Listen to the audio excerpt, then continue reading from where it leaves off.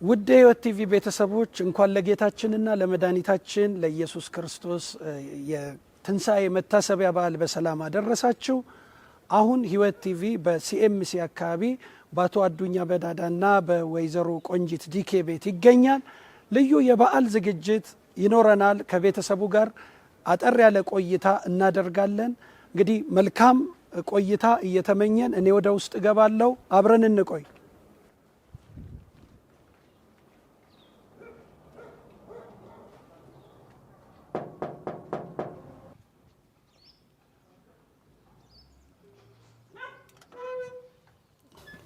ማህሌት እንደምነሽ? ደህና ናችሁ? እንዴት ነሽ? እንኳን አደረሳችሁ። ሰላም ናችሁ? ሁሉ ሰላም? እንኳን ደህና መጣችሁ። እንግዲህ በዓል ለማክበር ቤተሰብ ተሰባስበዋል። አዎ ተሰብስበን እየጠበቅን። እግዚአብሔር ይመስገን። ውድ የሕይወት ቲቪ ቤተሰቦቻችን ማህሌት አዱኛ በኢትዮጵያ ቃለ ሕይወት ቤተክርስቲያን የአስተዳደር ኃላፊ ሆና ለብዙ ዓመት ያገለገለች ነው። ቤተሰቡ በሙሉ የአገልግሎት የአገልጋይ ቤተሰብ ነው። እንግዲህ በዚህ ቤት ተገኝተናል። አባባና ማማ ውስጥ እየጠበቁን ነው። እሺ እንግባ። ውድ የሕይወት ቲቪ ቤተሰቦች በድጋሚ እንኳን ለ2017 የጌታችንና የመድኃኒታችን የኢየሱስ ክርስቶስ የትንሣኤ በዓል መታሰቢያ በሰላም አደረሳችሁ። እንግዲህ የአቶ አዱኛ በዳዳና የወይዘሮ ቆንጂት ዲኬ ቤተሰብ ተቀብለውን አስገብተውናል። ሲኤምሲ አካባቢ ከሚገኘው መኖሪያ ቤታቸው ልዩ የበዓል ፕሮግራም ከዚህ ከሕይወት ቲቪ ይቀጥላል። የትም እንዳትሄዱ። እንግዲህ ለመላው ቤተሰብ አባባን ጨምሮ ትዬንም ልጆችን ከቤተ ክርስቲያንም የተወከሉ ሰዎች አሉ። ሕይወት ቲቪ እዚህ ተገኝተዋል። ትልቅ የወንጌል አርበኛ ናቸው። በኢትዮጵያ ቃለ ሕይወት ቤተ ክርስቲያን ትልቅ ታሪክ ካላቸው አባቶቻችን አንዱ ናቸው። አባባ ዛሬ ወደ 87ኛ ዓመታቸው ገደማ ነው። ልዩ ታሪክ ይዘነቃል። ከዚህ መለስ ብለን በዚህ በጌታ ትንሣኤ መታሰቢያ ቀን ከነዚህ ጥንዶች ጋር እንቆያለን። ያለፈውን ትናንት እንበረብራለን። በሕይወታቸው ያለፈውን ነገር እናያለን። እስቲ ቤተሰቦቼን እንግዲህ በመተዋወቅ እጀምራለሁ። አባባ እንኳን አደረሶት። ይህን ነው? አዎ አሜን። እንኳን አደረሰ ለዚህ ለትልቅ ነገር እግዚአብሔር ይመስገን። እሺ እትዬ እንኳን አደረሰሽ አንቺንም። እሺ እንግዲህ እስቲ እናንተ ደግሞ ራሳችሁን አስተዋውቁን። ቤተሰቦች እንግዲህ ከልጆች በከፊል የትዳር አጋሮችም ተገኝተዋል ይመስለኛል። እስቲ ራሳችሁን አስተዋውቁን። ትንሣኤ አዱኛ እባላለሁ። የሁለተኛ ልጅ ነኝ። ባለቤቴ ደግሞ ሰለሞን ገብረ ማርያም ይባላል። 3 ልጆች አሉን። እሺ እኔ ማህሌት አዱኛ እባላለሁ። ወንጌላዊ አዱኛ በዳዳና የወይዘሮ ቆንጂት ዲኬ 3ኛ ሴት ልጅ ነኝ። ባለትዳር ነኝ። አቶ መስፍን ታዬ ይባላል ባለቤቴ። 3 ልጆች አሉኝ፣ 1 ወንድ ልጅና 2 ሴቶች ልጆች።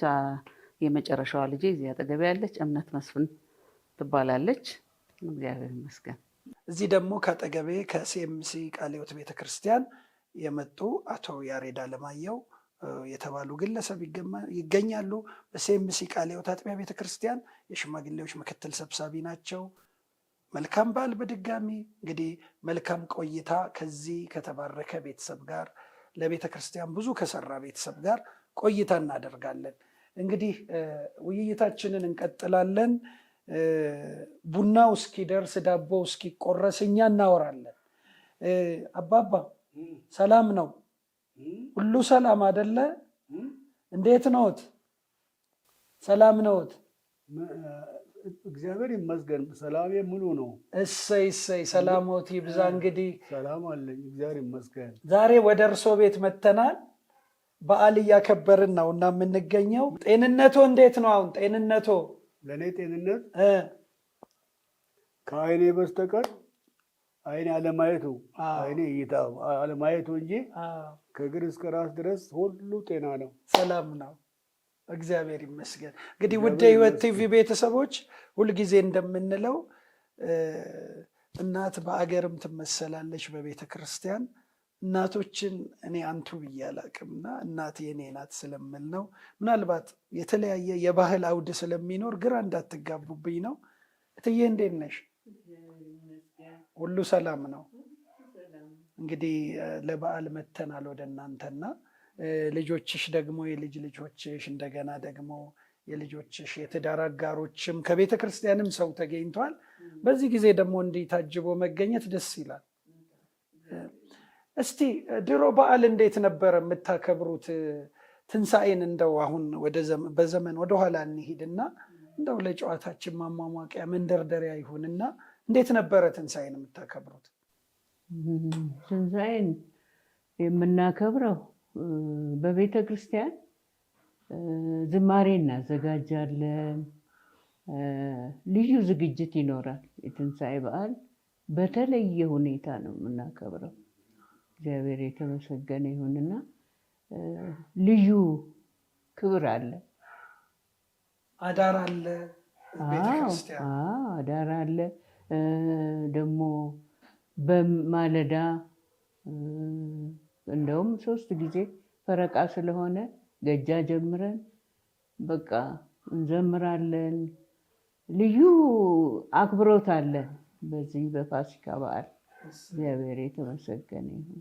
እንግዲህ ያ የእናንተ ትውልድ በጣም ቤተክርስቲያንን የተከለ ዛሬ እኛ ለምናገለግልበት ጠቅላላ እንቅስቃሴ ጥሩ መደላደል የፈጠረ ወርቃማ ትውልድ ነውና እናንተን በዚህ አይነት ሁኔታ ማግኘት ለትዳር ምሳሌዎች የምትሆኑ አብራችሁ ያረጃችሁ አብራችሁ ትውልድ የፈጠራችሁ እኛም የምንቆምባትን ቤተክርስቲያን የተከላችሁ ናችሁ። እንግዲህ ለአንጋፋዎቻችን ክብር ይገባቸዋል። እንቀጥላለን። አባባ እንደው እስቲ ትውልዶን ያስታውሳሉ አይደለም? ትውልዱ አሁን የት አካባቢ ነው? ትውልድን ያስታውሳለሁ። የተወለድኩት አዋሽ ቁንጥሬ ይባላል። አሁን በዚህ አድርጎ ሳወቃ ወደ ደቡብ መቋረጫ አለ አይደለም? ታውቃላችሁ? እናውቃለን። እዛ ቃሌው ተሰርቶ አይታችኋል አይደለም? አልነበረም ቤተክርስቲያን በዛ ቦታ ላይ። እኔ ነኝ እግዚአብሔር አስቻለኝ ቆንጄ ጋራ ከዛች ያችን ቦታ ገዛን። እዛች ቦታ አዋሽ ላይ። ከዛ በኋላ 2 ክፍል ያላት ቤት ሰራን። 2 ክፍል ቤት ያለ ቤት ሰራን እና ከዛ በኋላ ቆንጄና አንድ ሴትዮ አለው እዛቸው አሁን ሄደዋል። እንግዲህ አለ ማታ እኔ እንግዲህ ቅዳሜና እሁድ እዚህ ቅዳሜ ወርዳለሁ፣ እሁድ እመለሳለሁ። በየ15 ቀኑ ስራ ላይ ሆኜ እንግዲህ ካረጀው በኋላ እኮ ነው ከወጣሁ በኋላ። አሁን ከዛ በኋላ ይሄ ትልቁ ቤተክርስቲያን አይታችኋል? አዋሽ አለ። አሁን እሱን የእኛ ልጅ ማለት አይደለችም ቤቲ ወደ 70 ምናምን ሺህ ብር ገደማ እርዳታ አደረገችልኝ። አንዱ እርዳታ በቃ ሰበሰብን ከእኛም ጨምረ ስናበቃ። ስለዚህ የአዋሽ ትውልዴን በዛ ቢሆንም በአዋሽ የተሰራው ስራ ሁሉ ከላይ ከእግዚአብሔር የተሰጠን ነገር ነው። እግዚአብሔር ይመስገን። ስለዚህ አዋሽ እንግዲህ ከቃለ ሕይወት ጋራም ግንኙነታችን እንግዲህ ያው ዋና ጽሕፈት ቤትም ሰዎች እንትን አድርገው ሳበቃ የታየበት ነገር አለ። እግዚአብሔር ይመስገን። ትልቅ ነገር ነው።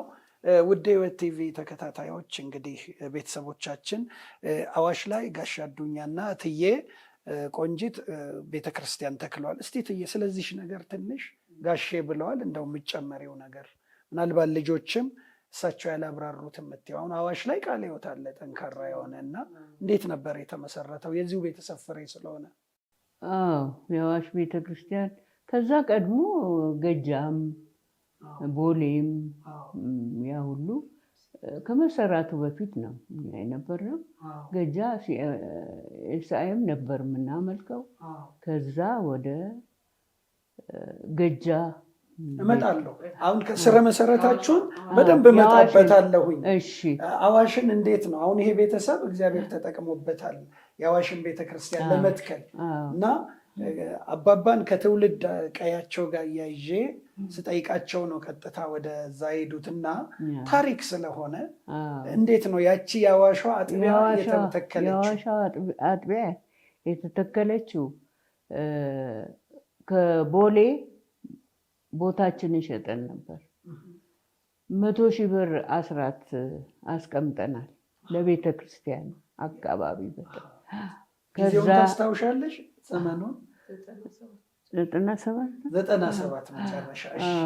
ከዛ በቃ ለአብያተ ክርስቲያን በሄደበት በደቡብ፣ በምስራቅ፣ በምዕራብ ብዙ አስተዋጽኦ ያደርጋል። አሁን ገጃ ለምን አዋሽ ላይ አንድ ቤተ ክርስቲያን ብንሰራስ የሚል መሬቱን ለመግዛት አሰበ። በኋላ ያቺን መሬት ገዛን። በጊዜው 2 ክፍል ቤት ተሰራች።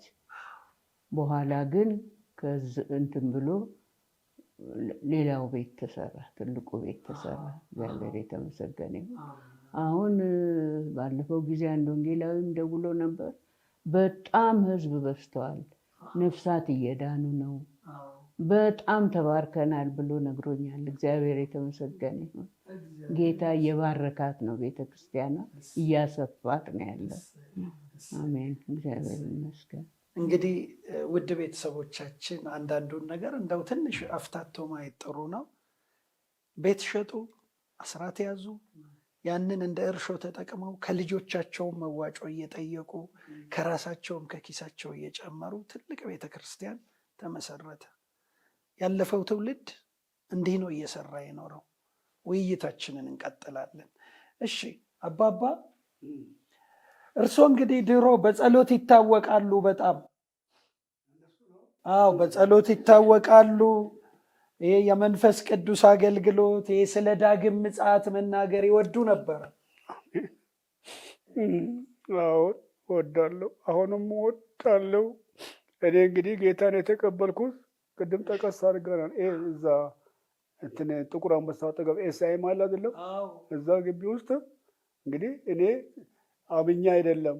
ለምን እዛለት ቀን እዛለት እንዴት አንዳንድ ጊዜ እንዲሁ ዝም ብለን እንሄድ ነበርና እና አሁን እዛ በዛ ቦታ ላይ አቶ ጎሳዬ እያለቀሰ፣ አቶ ጎሳዬ በጣም የምወደው የሚወደኝ የእግዚአብሔር ሰው ነው፣ ሄደዋል ወደ ጌታ እና እዛ ይሄንን እሱ እዛ ይሰብክ ነበረ ለደህንነት በጣም አድርጎ እያለቀሰ ለቅሶ አቋረጥ ማለት። ከዛ በኋላ እሱ ያንን ነገር ከጨረሰ በኋላ አቶ ሐዋዝ ታውቁት እንደሆነ ሐዋዝ ወልደ ሚካኤል የልደታ ታውቁታላችሁ? ሐዋዝ ወልደ ሚካኤል። አሁን እሱ ደግሞ የሰንበት ትምህርት ከታች ኤስአይኤም ከህንፃ ወደ ፊት ለፊት ያለችው እዛ ጋር ሰንበት ትምህርት ያስተምራል። ከዛ በኋላ ሄጄ በቃ እሱ ጋር ደግሞ እንግዲህ ይሄንን በቃ ጀመርኩ በቃ መማር እሱ ጋር ተማርኩና ወደ ቤታችን ቤቴ ደግሞ እኔ ሙሉጌታ የሚባል ሙሉጌታ ኃይለ ጊዮርጊስ አውቀሃል? አዎ ሙሉጌታ ኃይለ ጊዮርጊስ ትዳር ሳይዙ በፊት ከጋሽ ሙሉጌታ ጋር አንድ ቤት ይኖሩ ነበር። ላጤ ሆናችሁ በቃ እንደዚህ ነበር። ወሽ እግዚአብሔር ይመስገን። እሱ አሁን ወደ አዋሽ ወርዶ ነበርና እኔ እዛ ይሄን ጨርሼ ሳበቃ በሁለተኛ ቀን ነው እሱ የመጣ። ብዙውን ጊዜ እኔ ሰላምን እሱ ተንበርክኮ ጸልይ ሳገኘው ከኋላ ረግጠው ነበረ። አሁን እሱ ሄደው ሲመጣ በቃ ሙሉ ጌታ ይኸው ጌታ ገባ፣ ጌታ ያዘኝ። በቃ አንድ ክፍል ውስጥ ገብተን ነው የምንኖረው። ከዛ ጫማ አልቆብኛል፣ ሸራ ጫማ አልቆብኝ ነበርና 5 ብር ከ50 ምናምን ኪሴ ውስጥ ነበረች። እሷን ይዤ መርካቶ ሄድኩኝ። በኋላ እዛ መርካቶ ያንን ጫማ ፊት ለፊቴ እኔ ጫማ ልገዛ ስለ መጽሐፍ ትገዛለህ አንተ አለኝ። ምን መጽሐፍ? መጽሐፍ ቅዱስ። ስንት ነው? 5 ብር ከ50 በል 50 ብር እንካ ባዶ እግሬ ሄዳለሁ። በቃ መጽሐፍ ጫማ ሊገዙ ሄደው መጽሐፍ ገዝተው መጡ። 4 ብር ነው ትዬ 4 ብር ከዛ። ስለዚህ 1 ብር ተርፋቸዋለች። ጫማው ቀረ። ከዛ መጽሐፉን ይዘው መጡ። እሰይ። ከዛ በኋላ በቃ አለ አይደለም እንግዲህ እኔ ሙሉጌታና እኔ አብረን እንግዲህ እንኖራለን። ቆንጆ በኋላ እንግዲህ ጋብቻችንም ካደረግን በኋላ እሱም ደግሞ እንግዲህ በነገር ሁሉ እግዚአብሔር ይመስገን በቃ በረታ። ቄስ ናቸው አባቱ መምሪያ ላይ ጊዮርጊስ እዛ አዋሽ መምሪያ ላይ ጊዮርጊስ የቤተሰቦች እኔም እንትን ናቸው። ምንድነው ንስሐ አባት። በቃ እንደዛ ሆነን ስናበቃ ነው። በጣም አንጨርሰውም እሺ ተመልሼ እመጣለሁ። እትዬ ጋር ልሂድና ወደ እርሶ ደግሞ ተመልሼ እመጣለሁ። እትዬ እንግዲህ የእናንተ ህይወት የሚጀምረው ቀድሞ ራስ ተሰማ የሚባለው ሰፈር የጥቁር አንበሳ አካባቢ ካለው ኤሳይም ነው። ግን ከዛ በፊት አንቺ እንግዲህ ጨርቆስ አካባቢ ይመስለኛል ቀድሞ በነበርሽበት ሃይማኖት እንደዚህ ትከታተይ ነበር። እስቲ ከዛ ጀምረሽ እንዴት ወደ ጌታ እንደመጣሽ ደግሞ አሳየኝ። አዎ እኔ በቃ በኦርቶዶክስ እምነት ልጅ ነበርኩ፣ ወጣት ነኝ። ግን በጣም አክራሪ ነበርኩ። ቤተ ክርስቲያን እሄዳለሁ። ጨርቆስ ቤተ ክርስቲያን ነው አጥቢያችን። እናቴን ቀድሜ ነው የሚሄደው እና በቃ ይሄ መልከ ገብርኤል፣ መልከ ማርያም፣ መልከ ኢየሱስ የሚል እንትን አላቸው። እቺ ትንሽ መጽሐፍ እሷን ይዝና አነባለሁ። ግዕዝ ነው፣ ትርጉሙ አይገባኝም። ግን ያው ጽድቅን ለመፈጸም ነው እንግዲህ ሀሳቤ እና የሚካኤል ቀን መልከ ሚካኤልን፣ የገብርኤል ቀን መልከ ገብርኤልን፣ የማርያም ቀን መልከ ማርያም እያልኩ ይሄድ እንትን አደርግ ነበርና በኋላ አንድ ቀን አዱኛና ሙልጌታ ከኔ ቀደም ብለው፣ ሙልጌታ በ1951 ነው ጌታን ያገኘው።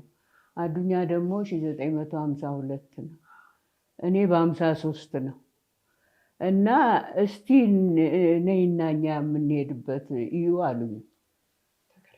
ተከራይተው ነው የሚኖሩት የኛም ቤት እነሱ። በኋላ በቃ ተነስተን ከነሱ ጋር ሄድኩ።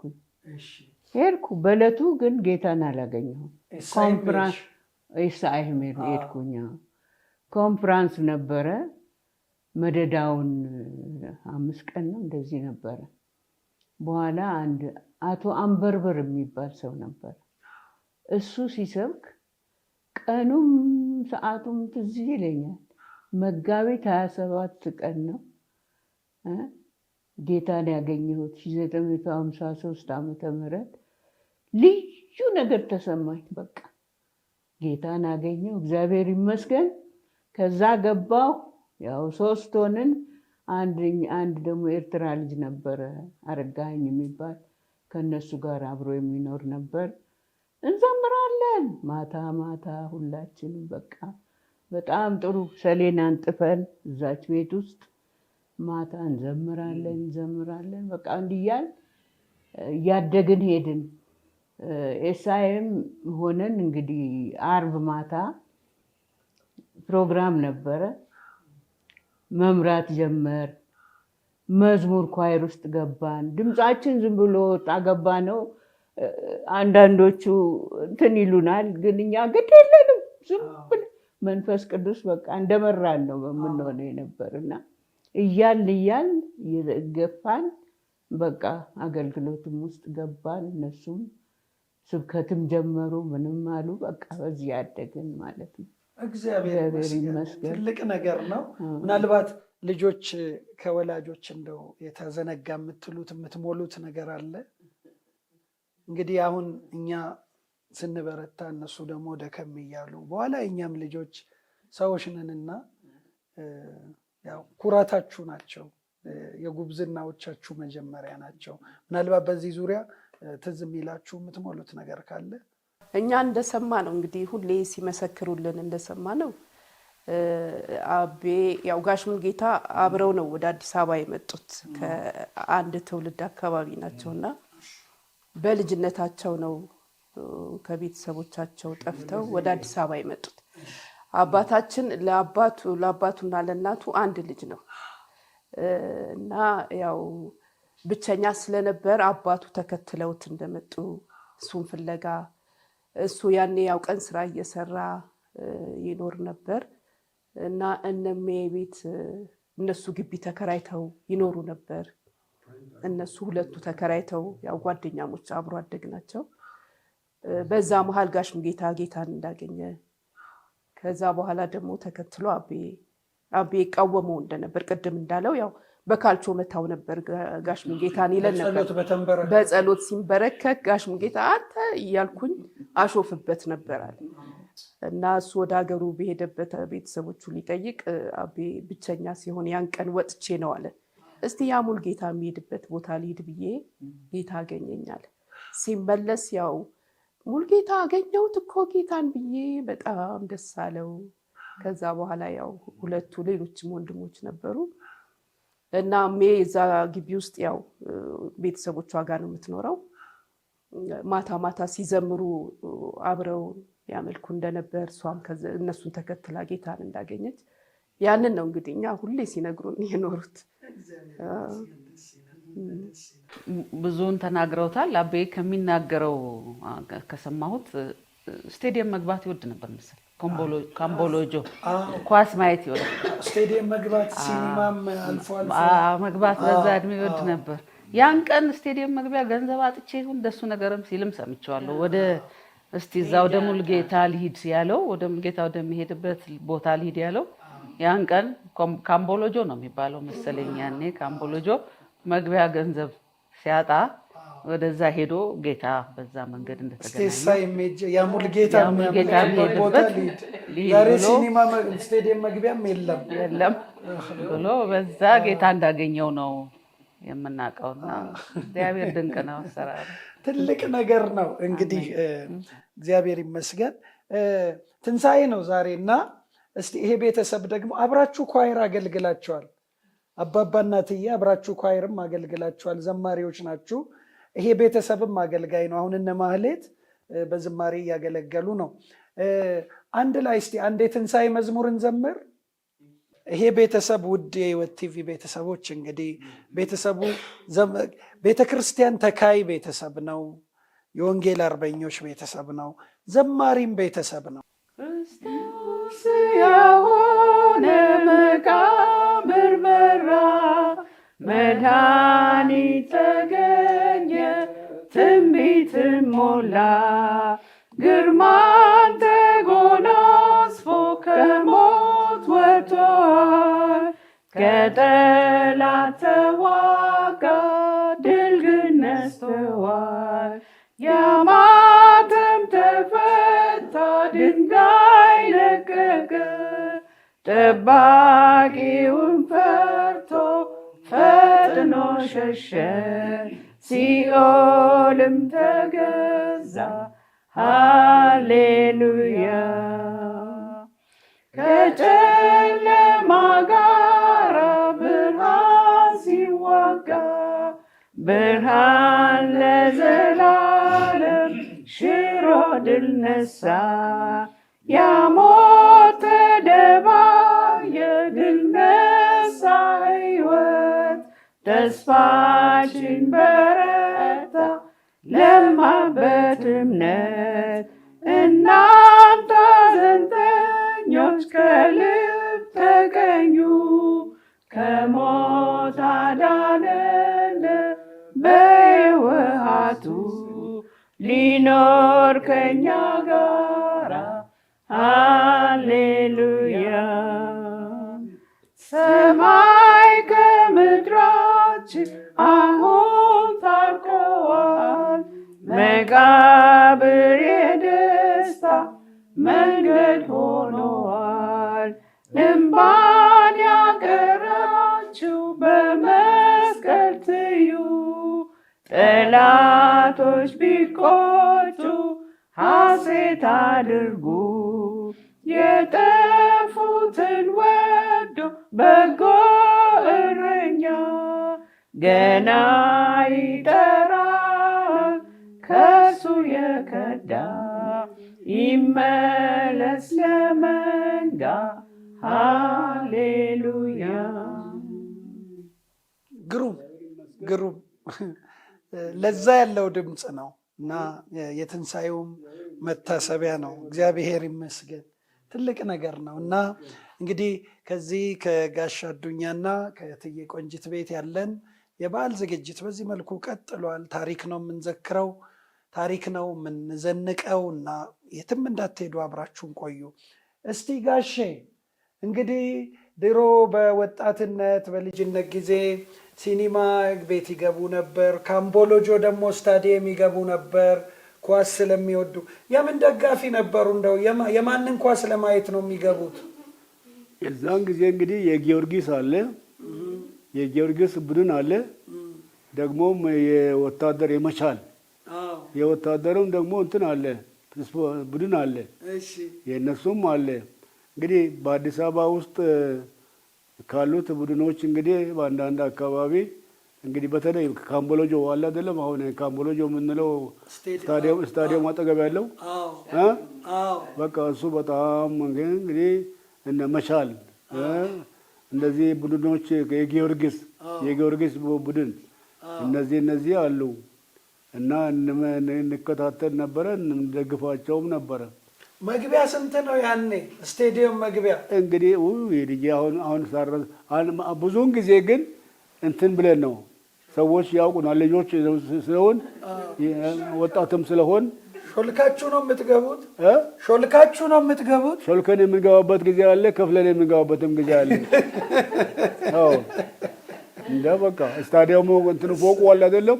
እዛ ባለስልጣኖችም ሌሎችም እኛ ሰውዬ ብለው ስማቸው ጠፋብኝ፣ ሞቱ እንጂ ይድነቃቸው ተሰማ።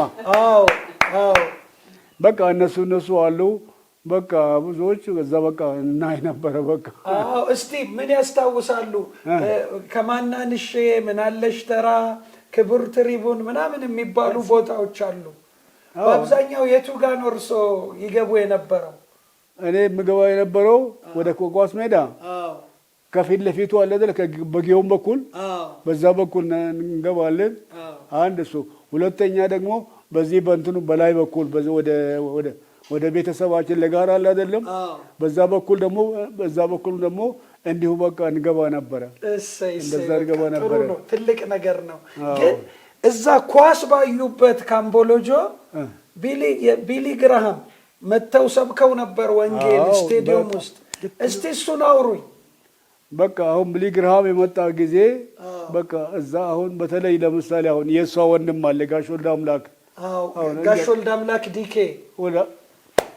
ወልደ አምላክ ዲኬ እሱ ከታች አውራ ጎዳና ዓለም ገና ነበረን፣ ሾርክ ነበረን።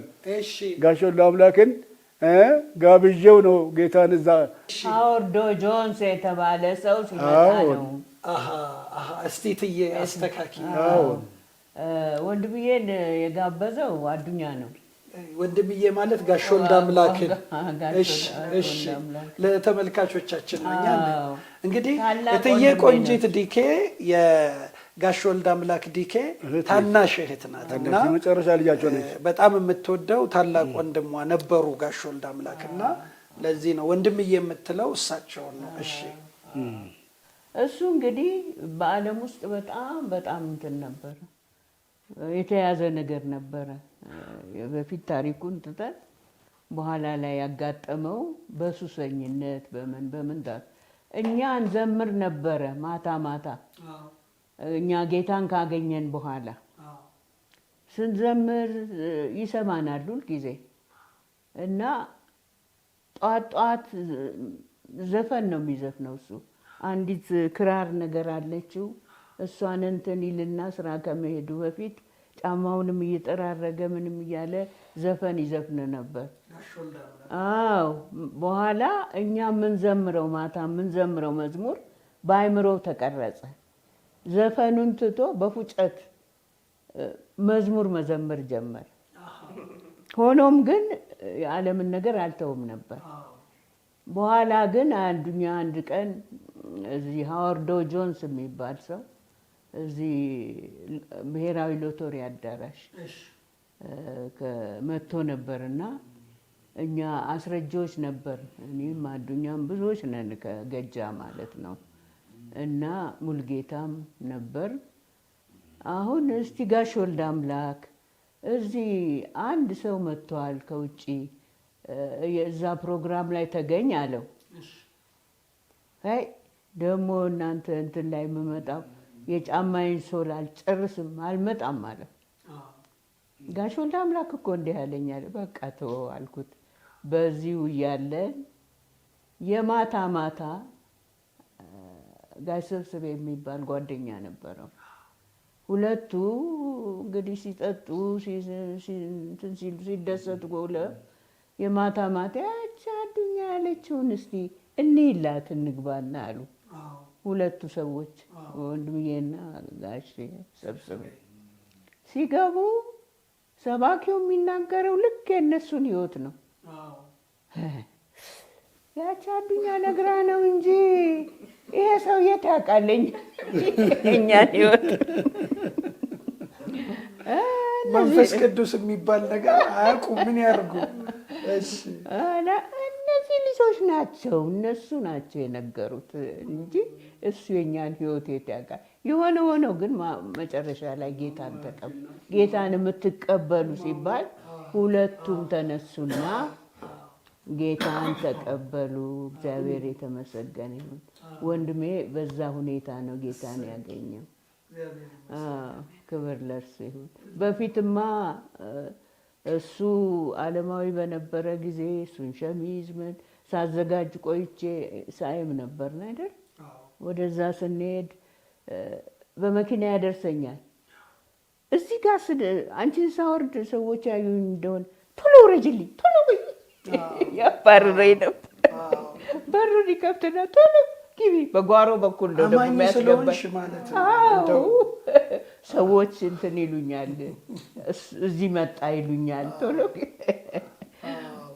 እንግዲህ አውራ ጎዳና ውስጥ ጋሽ ወልደ አምላክ ዲኬ ትልቅ ቦታ ላይ ነበሩና የጋሼም አለቃ የጋሽ አዱኛም አለቃ ነበሩ። እሱን እንግዲህ ስራ እንዲለማመድ እኔ እዛን ጊዜ ጋሽ አዱኛ አይደባልም። እሺ አዱኛ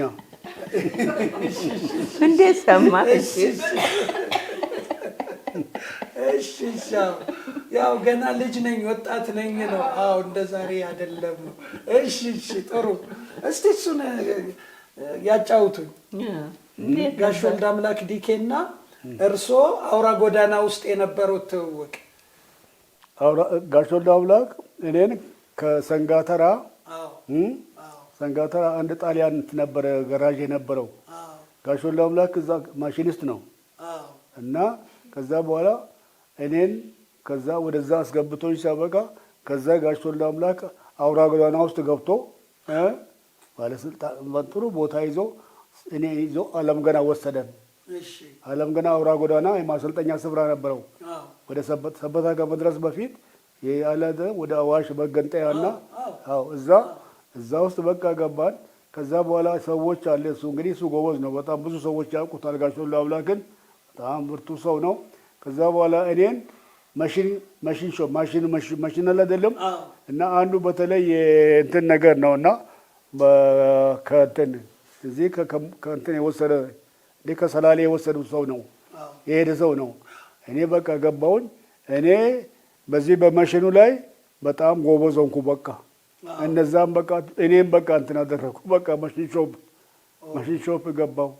ከዛ በኋላ በቃ ማማ እንግዲህ ምሳም እየሰሩን አዲስ አበባ እንግዲህ ወደ አለም ገና እንሄድ ነበረ፣ እንመላለስ ነበረ እኮ እናት ለወንድሜ ምሳ ትቋጥርለታል፣ ይይዛል። በቃ እሱ ይዝለትና አብረው ይሄዳሉ። ስለዚህ ቆይ አሁን እንግዲህ ወደ ቤተሰብ ነገር እየገባን ነው፣ ወንጌሉም አብሮ ስላለ። ስለዚህ ቀድመው ከቤተሰብም ጋር ተግባብተው ነበር እርሶ ማለት ነው በደንብ። ኦኬ እንግዲህ ውድ የሕይወት ቲቪ ቤተሰቦች እንግዲህ ያ ትውልድ እንዲህ በቅንነት በፍቅር ተቀራርቦ የሚሄድ ነውና ውይይታችን እንግዲህ ዘመንንም በዘመን ውስጥ የነበረውንም ክርስትና ታሪክንም ሰዎች ከየት ወዴት እንደመጡም የሚያሳይ ነው። በድጋሚ መልካም በዓል። የትም እንዳትሄዱ። ከጋሽ አዱኛና ከትዬ ቆንጅት ቤት ከሴምሴ አካባቢ እያስተላለፍን ያለ ነው ልዩ የበዓል ዝግጅት ቀጥሏል። አብራችሁን ቆዩ። ማህሌት እንግዲህ አቤ እነሜ ግቢ ተከራይተው እንደሚኖሩ ተናግረናል። ስለዚህ ወዳጅነታቸው የወንድምና የእህት እንደ እህት ናት እሜ ለነሱ። በእርግጥ ጌታን ሳይቀበሉ በፊት ነው እዛ ግቢ የኖሩት። እሷም በኋላ ነው ወደ ጌታ የመጣችው። እንደ ወንድምና እህት እንደ ቤተሰብ ሆነው የቆዩ አይነት ናቸው። አቤ የነሜን እናት በጣም ነው የሚወዳቸው። ማማን እስካሁን እንዲያውም ባሁሉ ሲመጣ ይቻለውና በጣም የሚያከብራት አያታችንን ማለት በጣም ነው የሚያከብራት፣ በጣም ነው የሚወዳቸው። እንደሳቸው ጥሩ ሴት የለም ይላልና እንደ እናት ነው እናቷንም ያይ የነበረውና እሱ ደግሞ በህፃንነቱ ነው እናቱ የሞቱት። እናት አላሳደገውም። ስለዚህ የነማየን እናት እንደ እናት በጣም በጣም ያከብርና ይወድ ነበር ማለት ነው። እና እሱ ያው ድሃ ስለሆነ ብዙ ገንዘብ ስላልነበረው እና ወንድምዬ ደግሞ የተሻለ ገቢ የነበረው ሰው ስለሆነ ይቀልድበት ነበር በብዙ ወንድምዬና እንዲያውም አንዴ መንገድ ሄደው አስመራ አብረው ሄደው ነበር። እሺ በቦክስ ዋገን ነው ቦክስ ዋገን እየነዱ እሱ እንዲያውም አቤ ቢናገር ጥሩ ነበር። ከአዲስ አበባ አስመራ ድረስ ማብራ ቦክስ ዋገን ወሰደን እኮ ማብራ ሄዳለች። እንዴት ነበር ቦክስ ዋገን ወሰደን? በቦክስ ዋገን ወሰደን።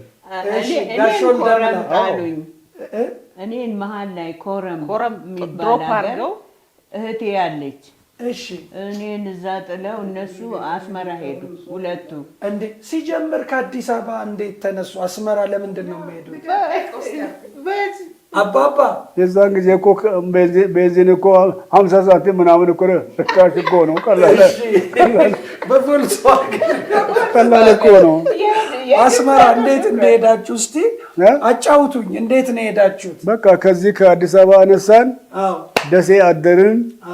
ከደሴ ተነስተን ስናበቃ ያቺ ከተማ ማለች ቆንጆ ኮረም በዛ ማይጨው አልፈን ስናበቃ መቀሌ አደርን። ከመቀሌ በኋላ ወደ አስመራ ገባን። አስመራ ከደረስን በኋላ ጋሾላ አምላክ እንግዲህ እዛን ጊዜ ፍጹም ዓለማዊ ነው። እዛን ጊዜ አስመራ እንደገባን የአየር ኃይል ሰዎችን ወዲያውኑ አግኝቶ እሱ ከነሱ ጋራ ተገናኘ አየር ኃይል ጋራ። እኔ በኋላ ብቻ እኔ አምኛለሁ በዛን ጊዜ። ከዛ በኋላ እኔ ደግሞ በቃ ለብቻዬ ገብቼ እዛ የተከራየልን ቤት እሱ ተከራይቶልን ቤት አለ። በቃ እዛ አድራለሁ።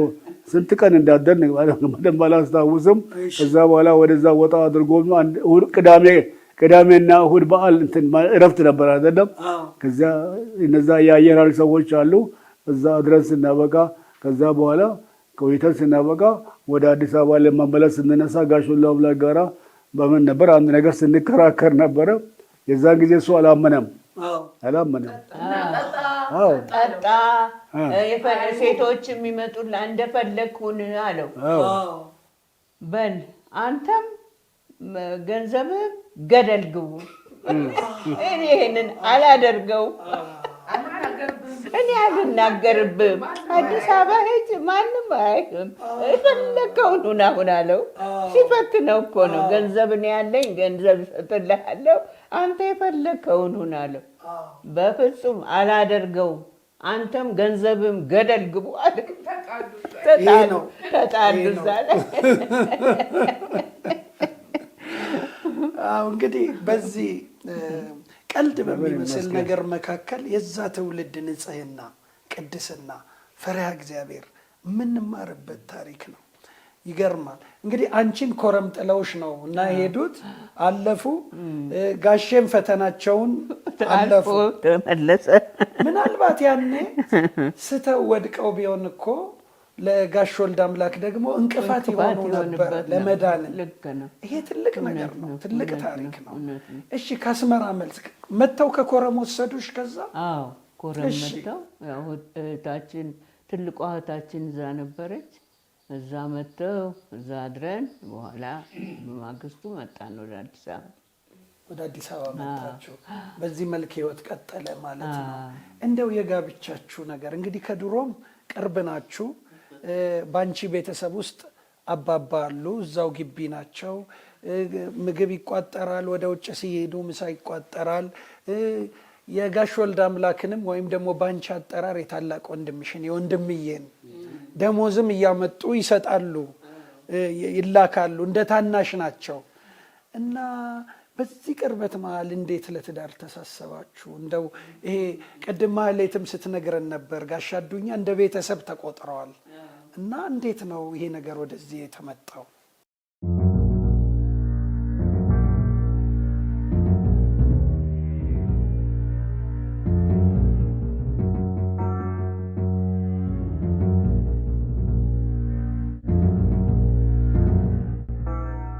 ውድ የሕይወት ቲቪ ቤተሰቦቻችን እንግዲህ እዚህ ሲኤምሲ አካባቢ ከሚገኘው የአቶ አዱኛና የወይዘሮ ቆንጂት ቤት የምናስተላልፈው ልዩ የትንሣኤ ፕሮግራም በዚህ መልኩ ቀጥሏል።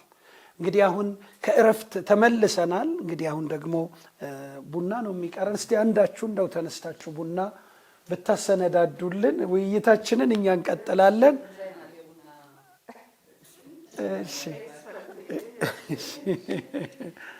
እሺ ውድ ቤተሰቦቻችን ይኸው ሻይ ቡና እያልን ነው። ሁሉ ነገር ቀርቧል። ምሳችንም በልተናል። እኛ ጋር በዓል ሞቅ እንዳለ ነው። ከታሪክ ጋር የትናንት ጀግኖቻችንን አርያዎቻችንን አርያ ሰብ የሆኑ ወርቃማ ትውልድ እያሰብን እንቀጥላለን። እንግዲህ እንዴት ወደ ትዳር እንደመጣችሁ እንደው እቺን ነገርና እኔና ወደ አገልግሎቶቻችሁ ደግሞ እንሄዳለን። ወደ ትዳር የመጣችሁበትን ሂደት እንደው ኋላ ላይ እንዴት ለጥምረት በቃችሁ? እኔ እንግዲህ ወደ ጌታ ከመምጣቴ በፊት እጮኛ ነበረኝ እና ልንጋባ ወላጆቻችን ድግስ ላይ ነበሩ። ትንሽ ቀን የቀረው ነበር፣ በቀናት በሳምንታት ማለት እና ጮኛዬ ባህር ኃይል ነው የሚሰራው። የወንድሜ ጓደኛ ነው። መርከብ ኃይል መርከበኛ ነው። መርከብ ከዛ እንዳጋጣሚ እንትን ሰርጋችን እንደደረሰ ስኮላር አገኘ። በኋላ በቃ ግድ የለም እንዴት ላድርግ አለኝ። አሁን ሰርጋችን ደርሰዋል፣ ይሄ ስኮላር አግኝቻለሁ፣ ምን ላድርግ አለኝ።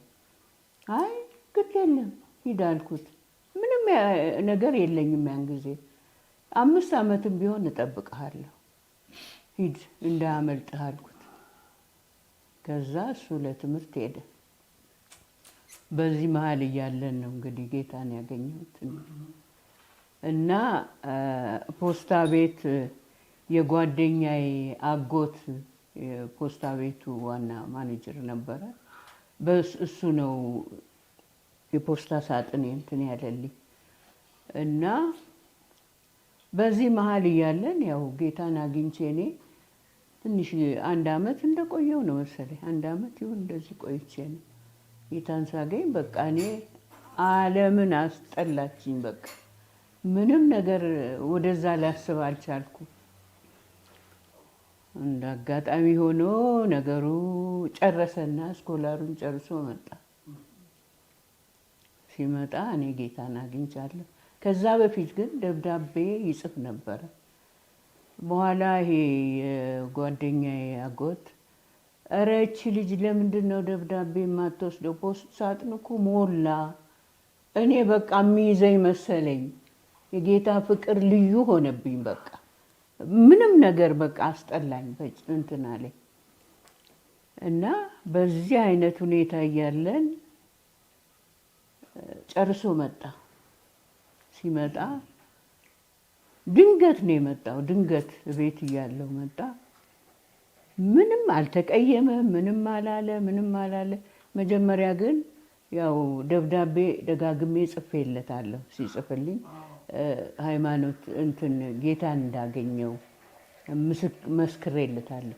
እንደውም መጽሔት ሁሉ ልክለት ነበር። ምክንያቱም በመርከብ ነው የሚላክለት እና ችግር የለውም ነበርና መጨረሻ ላይ ምን አለኝ፣ በዓለም ላይ ብዙ ሺህ ሃይማኖቶች አሉ፣ ተዋህዶን የሚያስንቅ ሃይማኖት የለም። አሃ ይሄ ሰው ቢመጣም ለእኔ ሊሆን አይችልም ብዬ እዚህ ላይ ነው እንግዲህ የቆረጥኩት። እና የእሱን ሁኔታ ብገልጽ ደግሞ ልግለጸው። እሱ እንግዲህ ገና የወር ሰራተኛ እንኳን አልሆነ፣ የቀን ሰራተኛ ነው። ብር ከምናምን ነው የሚያገኘው በቀና። አሁን እሱ ያ ባህር ኃይል ነው ያለው። አሁን ወላጆቼ ይሄንን ሲሰሙ ደግሞ በጣም ያዝኑብኛል። ምን አደርጋለሁ ብዬ በጣም እያሰብኩ ያለው በዚህ አይነት ሁኔታ እያለን ድንገት በቃ እሱ ሌላ ሰው ጠቁሞት ነው ለምን ሚስት አታገባም ምናምን ሲሉት ሚስት እንዴት አገባለሁ እኔ ገና መስኪን ነኝ ምንም ነገር የለኝ እንዴ አጠገብህ አለች አይደል ቆንጅትን ለምን ይሉታል። እትዬ እዚህ ላይ እንደው ቆንጅትን ለምን አታገባትም ብሎ የጠቆሙት ጋሽ ደምሴ ማዴ ናቸው። አዎ እሺ እሺ ይለዋል። ይሄኔ እንግዲህ ልቡ ተነካ መሰለኝ። ከዛ በፊት በወንድምና እህትነት ነው። እናቴም ጓደኞቼ ጋር ሄጄ ሳመሽም አዱኛ እባክህ ልጅ እኮ አመሸች ድና ያውቃል። ጓደኞቼም ቤት ሁሉ ያውቃል።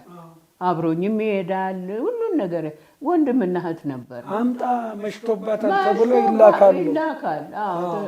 ሄዶ በቃ ይዞኝ ይመጣል። እንደዛ ነበር። አንድ ቀን የሆነች ደብዳቤ ጻፈና ሰጥቶኝ ይሄዳል። ከዛ በኋላ አይኑ እንዳይወጣ እየተደበቀ በቃ ማየት እኔን ማየት ፈራ። በቃ ፈራ። እሳቸው ፍርሃት ነው። አንቺ ግን ምን ተሰማሽ? ተናደድሽ ወይስ? እኔ ምንም አልተናደድኩም። እኔ የጌታ ፍቅር እንትን ስላለኝ ግን እንዴት እንዲህ ሊያስብ ቻለ ብዬ አሰብኩና ግድ የለም በቃ የጌታ ፈቃድ ከሆነ ይሆናል። ሰው በኋላ ትንሽ ደብዳቤ ነው የጻፍኩለትና ሰው ከእናቱ ማህፀን ራቁቱን ነው የሚወጣው። ጌታ ከፈቀደ ጌታ ይሰጠናል። ግድ የለም አትፍራኝ፣ ከአሁን በኋላ አትራቀኝ፣ እንደ ድሮ እንደ ወንድምነት በዛው ቀጥል አልኩት። በደብዳቤ ነው በዛ ዘመን አልኩት። ከዛ በኋላ እንትን ማለት ጀመረ እንደ ድሮ። ከዛ ሲመጣ ከአውራ ጎዳና መክሰስን እንሰጠው ነበር እና ከወንድሜ ጋር ያው አብሮ እንትን ስለሚል እና በቃ በጣም ነበር። እናቴም በጣም ትወደዋለች፣ ታከብረዋለች። በጣም ነው የምትወደው። ከሁለት ይወዷቸዋል በጣም። እሱም ይወዳታል። በእንዲህ አይነት ሁኔታ እያለን ነው እንግዲህ ቀጥ ያለሽ እትዬ። እንደው እዚህ ላይ በዚህ አይነት ሁኔታ እንዳለን ብለሽ ትቀጥ ያለሽ ደብዳቤ ስትጻጻፉ ማን ነው ሄዶ የሚያደርሰው? ይሄ ትውልድ አሁን የቴሌግራም ትውልድ ነው፣ የፌስቡክ ትውልድ ነው። ሁሉ ነገር ተንቀሳቃሽ ስልኩ ላይ ነው ያለው። በእናንተ ጊዜ አሁን ደብዳቤ ስትጽፊለት ሰው ነው የምትልኪው? በእጁ ነው? በእጁ ነው እንጂ አለፍ ሲል ወዲያው ሰጠት አደርገዋለሁ። ግራ ቀኝ እንደው ገልመጥ ይባላል ሰው እንዳያይ።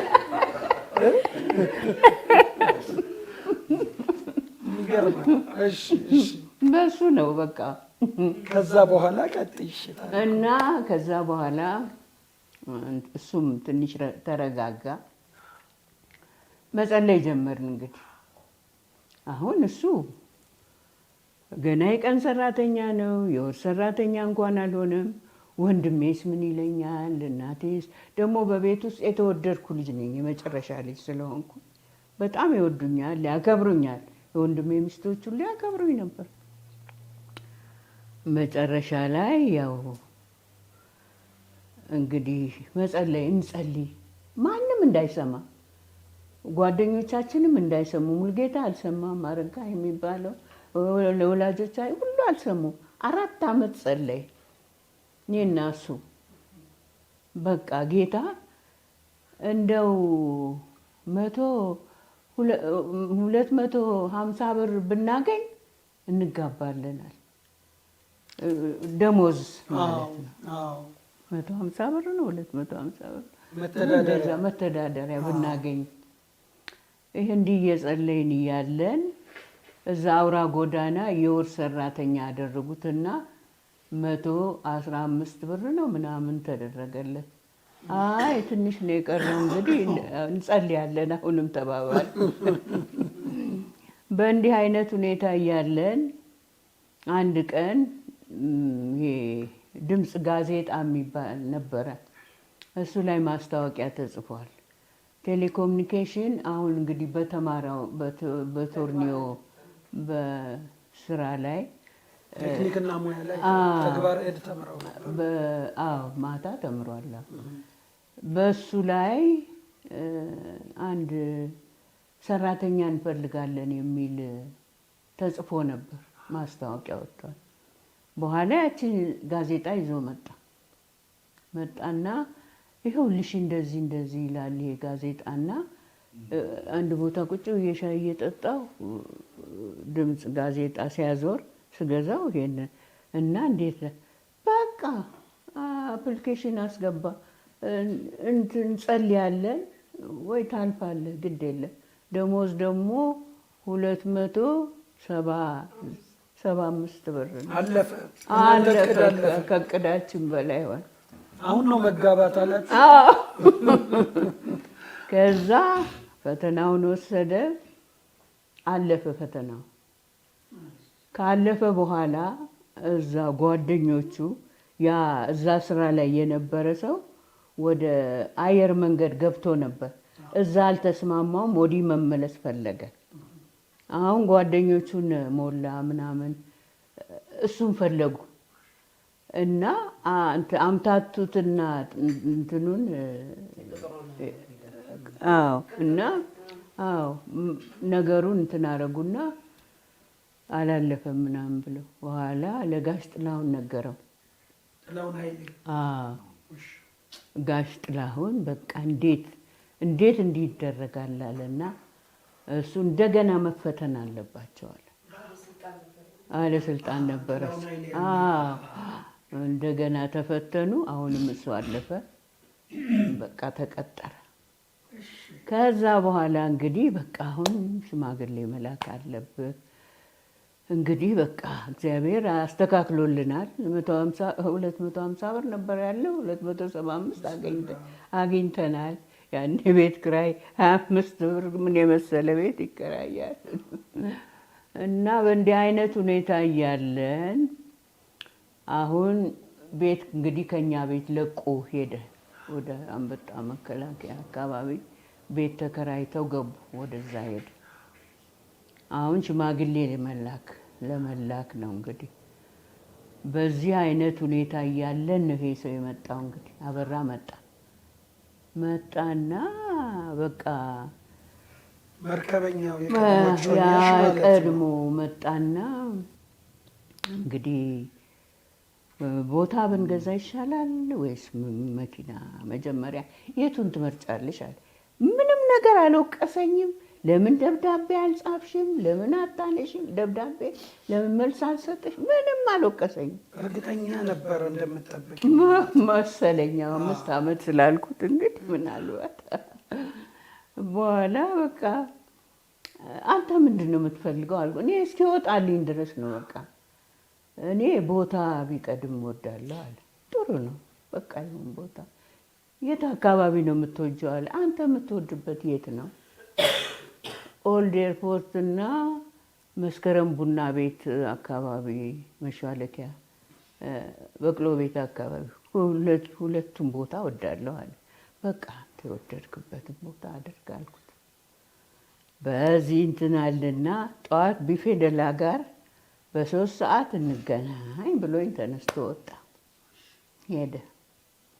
ልክ እሱ ሲወጣ እኔ ገባሁና እዛን አዱኛ ለቀውት የሄዱት ቤት እያልኩ በቃ ጌታ ፊት በቃ ወይኔ ዓለም ልትወስደኝ ነው፣ ጌታ ሆይ እባክህን። እሱ አነሰና እንደገና ደግሞ ድሮ አንድ ሻለቃ ነበር፣ ሻለቃ ጥላሁን የሚባል እናቴ ትግሬና ወለጋ ባል ለሚስቶቻቸው አይመቹም ትለኝ ስትለኝ ትግሬ ነው እሱ። በጣም መልካም ነው፣ ቁመቱ ቆንጆ ነው። ሚሊተሪማ ሲለብስ ሌላ ነው። እሱ ይመጣል ደግሞ እንደገና መጣ። ሻምበል የእህቴ ባል ናቸው የላኩት። እምቢ አለችኝ ብሎ እኔ ትግሬ ነው ብዬ ትቼው ነበር። እምቢ ብያለሁ በፊቱ። አሁን እሱ መጣ፣ ይሄም አበራም መጣ። ከእሱ ጋር ደግሞ ተስማምተን እንትን ብለን እየተጻጻፍሽ ነው። አሁን በቃ ምን ልሁን? አንድ ቀን በቃ አልጋዬ ስር ተንበርክኬ 2 ሰዓት ተኩል ይሆናል በቃ እንደ ያዕቆብ አልለቅህም አልኩ ጌታ አልለቅህም። ዛሬ ከነዚህ ከሶስቱ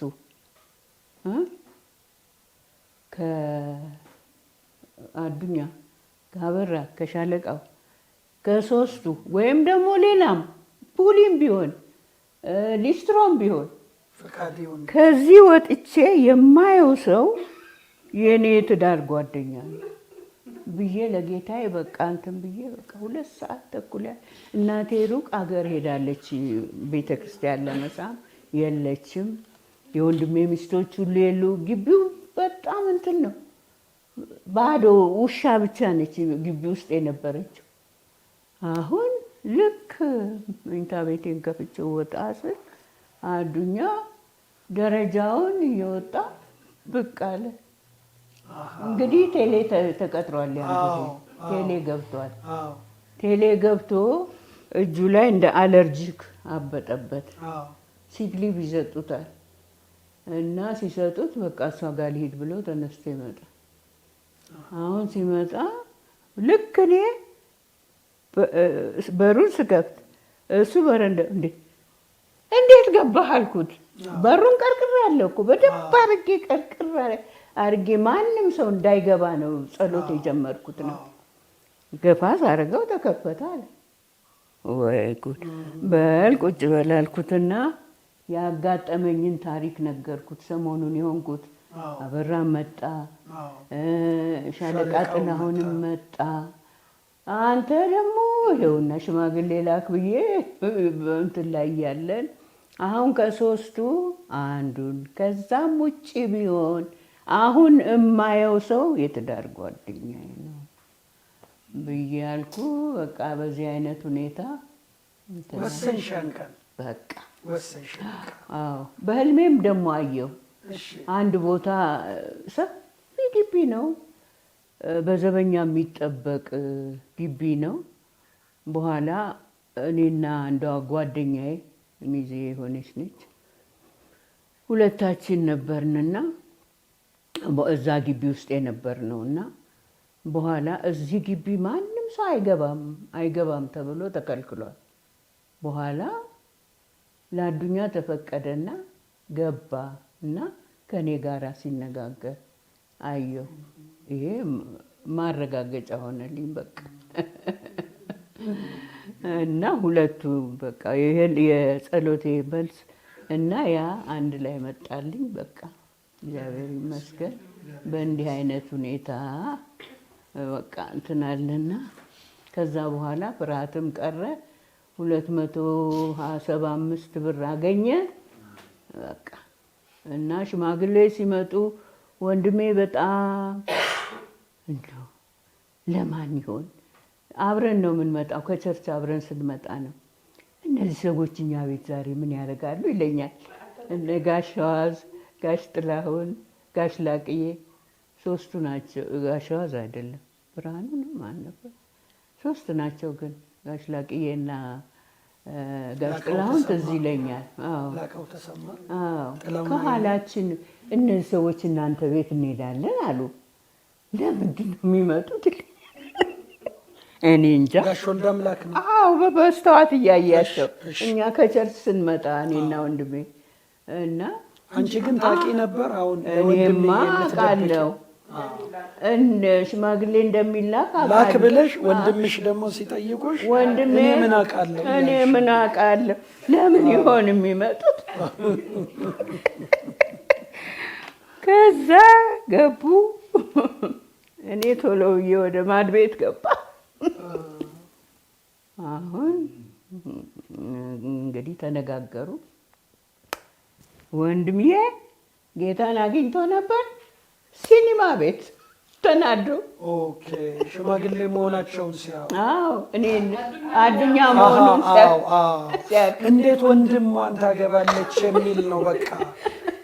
ንቀትም አለ ምንም አለ ብር የለውም አለ። ራሱን ታመመ። በቃ ታሞ ሲኒማ ቤት ገባ ካመነ በኋላ እኮ። በእንደዛ አይነት ሁኔታ እግዚአብሔር ይመስገን እንግዲህ ጌታ አደረገው ሆነ። ያው ፈቀዱ። ግን ማንኛው ነው ለመሆኑ አለቻሉ። ማማ እኮ ነኝ። ማንኛው ነው? ሙልጌታ መስሏቸዋል። አዱኛን አልጠረጠሩም። ለመሆኑ ማንኛው ነው? አዱኛ አለቻሉ። ወይ ልጃችን እንዲህ አደረገ። አይ እንደውም ልጆ ይሆናል እንጂ ምናምን ብለው በቃ እንትን አሏቸው አሉ። እና ከዛ እንደዛ ሆነና እግዚአብሔር ይመስገን እንግዲህ ያው ትልቅ ወንድሜም እሺ በፊቱን ያዝን ነበርና የመዝሙር ደቀ መዝሙር እያለ ሰክሮ ሲመጣ ያጋጨኝ ነበረ። ጌታን መቀበል አልወደዱም ነበር በጣም። አሁን ደግሞ ተጨማሪ ጋሽ ወልደ አምላክ ይመቱሽ ነው? እሱ አይደለም ታላቅ የነበረ ነው። እሱ ቀደም ብሎ ሞተ። ውድ ሕይወት ቲቪ ቤተሰቦቻችን ያ ትውልድ ጸሎቱ እንኳን በየዋህነት በንጹህ ልብ በእውነት ስለሆነ እንዴት እንደሚሰማ ታያላችሁ። እንግዲህ አሁን ከትዬ ታሪክ የምንረዳው በምን አይነት ንጹህ ልብ በጌታ ፊት ተንበርከከው እዚያው ደግሞ ቅጽበታዊ ምላሽ እንደሚያገኙ ይሄ በጣም ተአምር ነው። አባባ ከትዬ ጋር ሲጋቡ ሰርጉ እንዴት ነበር? እንደው ሰርጉን ያስታውሱታል? አስታውሳለሁኝ። እህቷ ውዴ በጣም የተወደደች እቴ ውዴ የእሷ የጋሽ ወልደ አምላክ ታላቅ ነች እቴ ውዴ። እሷ ቤት ነው እንግዲህ ጋብቻው ተደረገው። ጋብቻ ያደረግነው እዛ ነው። ቤት ደግሞ የተከራየ ነው። ከዛ ከቄራ ወደ ታች ወረድ ብሎ ነው እና ያው እሷም እንግዲህ ያው ተጋብተን እንግዲህ ከዛ በቃ ቀጠል ነው። ጥሩ። እስቲ እንደው ወደ ልጆች ስንመጣ ልጆች ሲወለዱ እንዴት ነበር? ልጆች አሁን አላችሁ አይደለም? 4 ልጆች አሏችሁ። አሁን እንዴት ነበረ የልጆች አሁን ልጆች የተወለዱበት ጊዜ አስተዳደጋቸው? ለምሳሌ ወንዱ ልጅ ሲወለድ እርሶ ቴሌኮሙኒኬሽን እየሰሩ ሀረር ነበሩ። ስለ ልጆቹ የሚያስታውሱት መቼ የተወለዱ በምን አይነት ሁኔታ ውስጥ የሚለው ጌታ እንዴት ረዳችሁ? እንግዲህ ምንድነው አሁን እንዳልኩ አሁን በስርዓት አሁን ሀረር ሆኜ ነው የተወለደው አይደለም? እና የሀረር እንግዲህ የበስርዓት ታላቅ ደግሞ ትንሳኤ እንትን ማለት ነች። እኔ እንግዲህ ብዙውን ጊዜ ውጪ ወደ ቴሌኮሙኒኬሽን ለስራ ሄዳለሁ፣ ግን በዛ ቦታ ቆይቼ እመጣለሁ። መስክ ይዞራሉ። መስክ ስራ። እሺ። እና ቢሮም ላይ ቃለ ሕይወት ቤተክርስቲያን እዛ ቤት እንትን ነው። ይሄ እንግዲህ የት ነበረ? ወደ በቅሎ ቤት አለ አይደለም? ወደዛ አካባቢ ነበረ የዚህ ጋብቻችን ጊዜ። እሺ። የታችን ደግሞ ጂሲኤ የሚባለው እንትን አለ፣ የኤስአይኤን ትምህርት ቤት አለ። በዛ አካባቢ ነው እንግዲህ እሷ የነበረችው። እኔ ግን እንደው ከቦታ ቦታ እንግዲህ በቴሌኮሙኒኬሽንም ዘዋወር ነበረ። ስለዚህ ምንድን ነው ማለት የፈለግኩኝ እኔ ቤት ውስጥ ብዙ አልተቀመጥኩም። ወጣለሁ ገባለሁ እንቀሳቀሳለሁ። እንቀሳቀሳለሁ። ስለዚህ እንግዲህ እዛ እሷ በዚህ አይነት መንገድ ነው እንግዲህ እኛ ጋብቻችንም የተፈጸመው። እርስዎ ትልቅ ስራ ሰርቷል። ውድ ሕይወት ቲቪ ቤተሰቦች አንዳንድ ጊዜ እንግዲህ ቤተ ክርስቲያን እንዲህ አይነት አባቶች በዚህም ደረጃ ሳይሆኑ ቀደም ብለን ብንይዝ ቤተ መጻሕፍት ናቸው፣ የታሪክ መዛግብት ናቸው፣ ብዙ ነገር የሰሩ ናቸው እና ከዚህም በላይ ታሪክ መስማት እንችል ነበረ። አሁን ግን እኚህ አባት ምን ሰሩ? ዛሬ ደክመዋል፣ አይናቸው ትንሽ ደክመዋል። የሚንቀሳቀሱት በሰው ድጋፍ ነው። እኚህ አባት ምን አረጉ ግን? አንዳንዴ ጊዜ ዝም ብሎ ይሄዳል። እድሜ ቆጥረን አንዳንዴ ዝም ብለን እናረጃለን እና እኚህ አባት እዚህ ጋር ዛሬ እንዲሆነው የሚታዩት ትናንት ብዙ ኃያላንን ያቆሙ ናቸው። እንግዲህ በግሬት ኮሚሽን ውስጥ ትልቅ አገልግሎት ነበራቸው። ከአውራ ጎዳና ወጥተው ቴሌኮሙኒኬሽን ገቡ፣ ለሀገር ሰርተዋል በ2 መስሪያ ቤቶች። ከዛ በኋላ ግሬት ኮሚሽን ገቡ። ከግሬት ኮሚሽን በኋላ ዛሬ በትልቅ መምሪያ ደረጃ የሚንቀሳቀሰው የተንቀሳቃሽ ወንጌላውያን ክፍልን አቋቁመዋል። ከዛ በኋላ ደግሞ ወጥተው ከጡረታ በኋላ የወንጌል ጡረታ የለውም ብለው በግል ሰርተዋል። ሲኤምሲ፣ እንደገና ቦሌ ቃለ ሕይወት፣ ትውልድ አካባቢያቸው የተከሉት አለ። ያንን እናወራለን። እስቲ እባካችሁ በጋሻ አዱኛ ስለተተከሉ ቤተክርስቲያናት፣ ስለተሰሩ ስራዎች ብትነግሩ። ጡረታ እንዴት ወጡ? ጡረታ የወጣሁት እንዴት እንደሆነ ታውቃለህ? እኔ ቴሌኮሙኒኬሽን እንግዲህ በፊት ያው በቴሌ ነው የጀመርኩ ስራ። ቅድም አንስቻለሁ። እዛ ጋሽ ወልደ አምላክ ወስዶ ሲያበቃ አውራ ጎዳና ወደ ቴሌ መጣ። አውራ ጎዳና በቃ ከዛ በኋላ አሁን ወደ ቴሌ ስመጣ ጡረታ በዛን ጊዜ 50 ዓመት ያገለገለ ሰው ጡረታ ሊወጣ ይችላል የሚል ነገር ነበረ። በዛን ጊዜ እኔ መውጣት ፈለግኩኝ። አውራ ጎዳና ሊለቀኝ አልፈለገም። 2 ዓመት ቴሌ 25 ዓመት ካገለገሉ በኋላ ማመልከቻ አስገቡ። ከዛ በቃ እድሜ 50 ዓመት የአገልግሎት ዘመን 25 ዓመት ሆኖ ልቀቁኝ ሲሉ እምቢ አለ ቴሌ። ለጡረታ አልደረሱም ብሎ 2 ዓመት አዘገየ። 2 ዓመት ይቀርሃል ብለው ከለከሉ።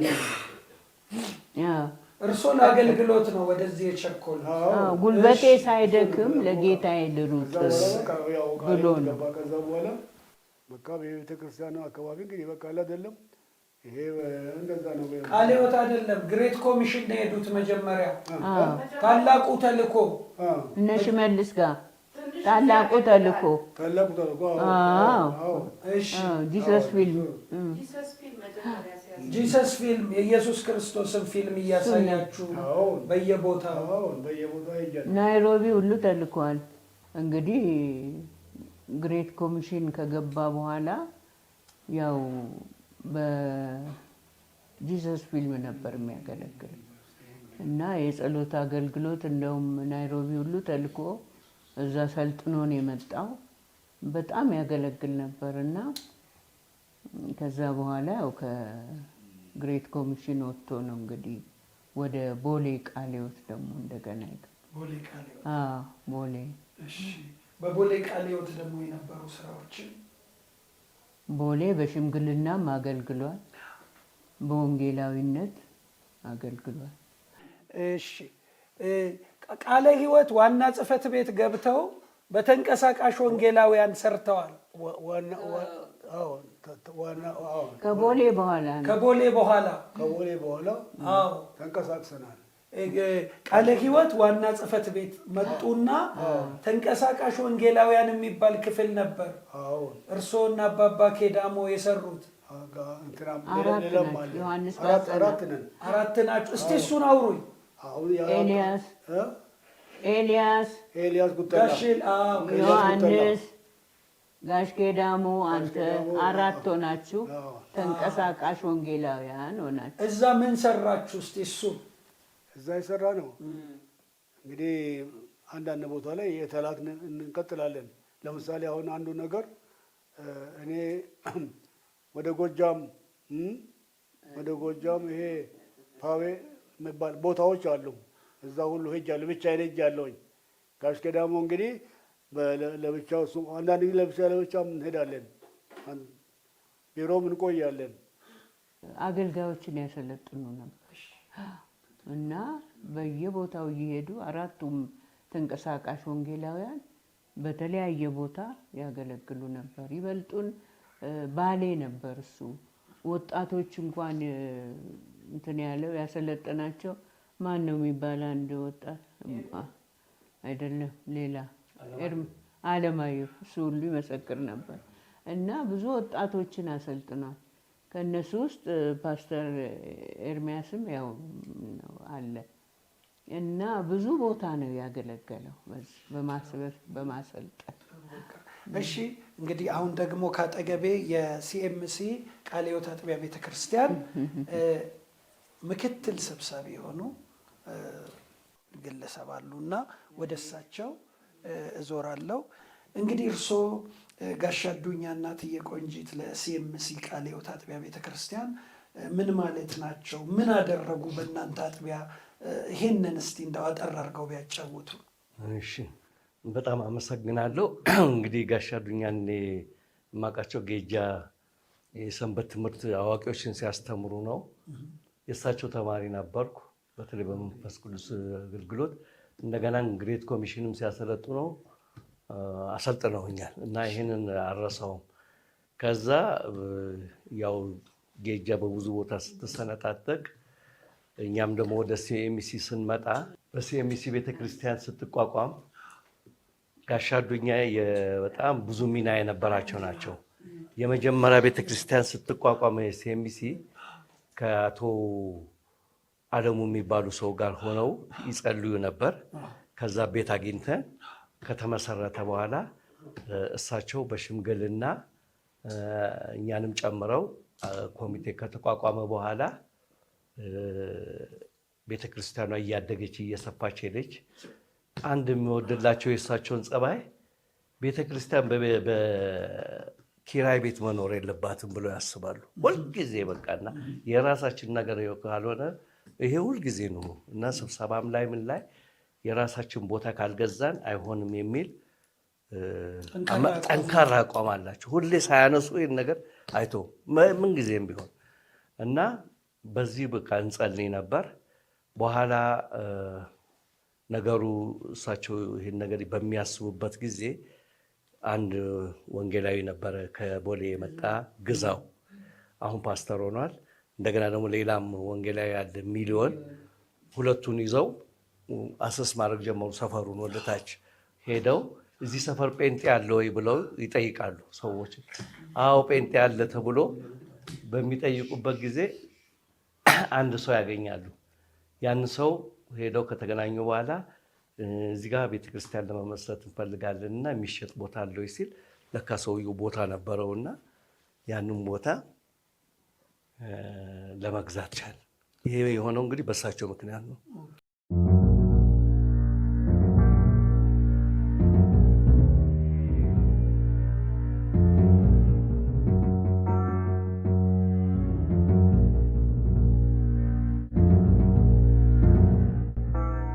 እግዚአብሔር ይመስገን። እንግዲህ አዱኛ ይበልጡን ጊዜ ለአገልግሎቱ ነው ቅድሚያ የሚሰጠው።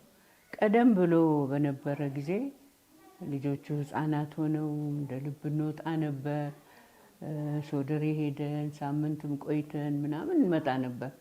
አገልግሎት ከጀመረ በኋላ ግን ያ ሁሉ ነገር ቆመ። እንኳን ልጆቹን እንትን ሊልና ማስጠናት እንኳን የለም፣ ጊዜም የለውም። በቃ በአገልግሎት ተጠምዶ ነበር የነበረው። አንዳንዴ ስወልድም አይኖርም፣ ችግር ሲገጥመኝም አይኖርም። አባቱ ሞተው ና ብዬ ጠራሁት። አይ እኔ አሁን ወደ አገልግሎት መሄዴ ነው፣ መንገድ ላይ ነኝ፣ አልመጣም፣ አንቺ እንደፈለግሽ አድርገሽ ያለ ሰው ነው። ምክንያቱም አገልግሎቱን በጣም አድርጎ እንትን ይል ነበረ እና በአገልግሎት ዘመኑን የጨረሰው እግዚአብሔር ይመስገን። አይኑ ከደካከመ በኋላ ነው እንግዲህ አውጥን ብሎ ደብዳቤ ጻፈላቸውና ለቃለ ሕይወት አይኔ ደክመዋል በቃ ልረፍ አለና በኋላ ለቀቁት እንጂ እስከዛን ጊዜ ድረስ በሰሜን፣ በምስራቅ፣ በምዕራብ፣ በደቡብ እየተዘዋወረ ነው። ቀደም ብሎም ቴሌም ሆኖ በየደረሰበት ቃለ ሕይወት ባለበት ስፍራ ሳይሰብክ አይመጣም። እሑድ ቀን እዛ ካጋጠመው አንድ ቸርች ሄዶ ሰብኮ አገልግሎ ነበር የሚመጣ። እዛም በኋላ ያው ከአይኑ እንትን ካለም በኋላ የዚህ አዋሹን እንትን አለ።